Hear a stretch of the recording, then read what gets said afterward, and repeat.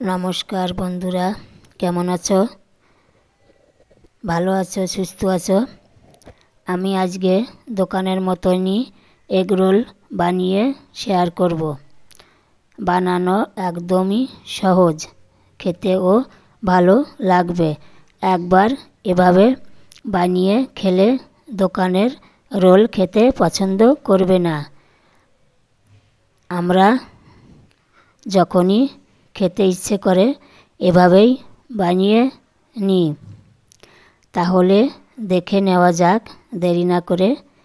আমি প্রথম শসা, গাজর ও পেঁয়াজ কেটে নেব ছোট ছোট করে। একটা পাত্রে আমি ময়দা নিয়েছি, একটু লবণ দেব, একটু চিনি দেব, সামান্য একটু সাদা তেল দিয়ে মেখে নেব। জল দিয়ে আস্তে আস্তে একটা ডো তৈরি করে নেব। আধা ঘন্টা মতো রেস্টে রাখব। ডোটা একটু নরম হয়ে যাবে, তাহলে রুটিটাও নরম হবে।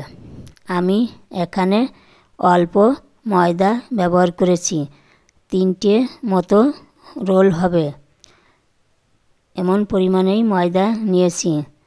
আমরা মাত্র 3 জনা খাবো। তোমরা সংখ্যায় বেশি হলে ময়দাটা বেশি নিতে পারো। আমি লেচি কেটে নেব। বেলনার সাহায্যে আটা দিয়ে রুটিগুলো বেলে নেব পাতলা করে। গ্যাসে তাওয়া গরম করে নেব, হালকা করে সেঁকে নেব। আমি 3টেই একবারে ছেঁকে নিয়েছি। আমি তাওয়াতে একটু তেল দেব, সাদা তেল। তেলটা তাওয়াতে ভালো করে মিশিয়ে নেব।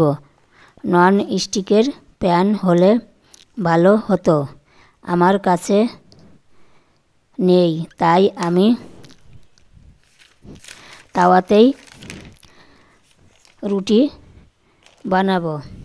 আমি রোলের রুটিটা তাওয়াতেই দেব। একটা ডিম ভেঙে রুটির পরে দেব। রুটির সব দিকে মিশিয়ে নেব। নিচের পাশ সেকা হলে উল্টে দেব। দুপাশ ভালোভাবে সেকে নেব, নামিয়ে নেব। এভাবে আমি আর দুটোকেও সেকে নেব। আমার সব রুটিগুলো সেকে নিয়েছি। আমি এখন রুটির পরে স্যালাডটা দেব, সস দেব, কাসুন্দি দেব। আমি স্যালাডে সাদা লবণ মিশিয়ে দিয়েছি। একটা কাগজের সাহায্যে রোল করে নেব।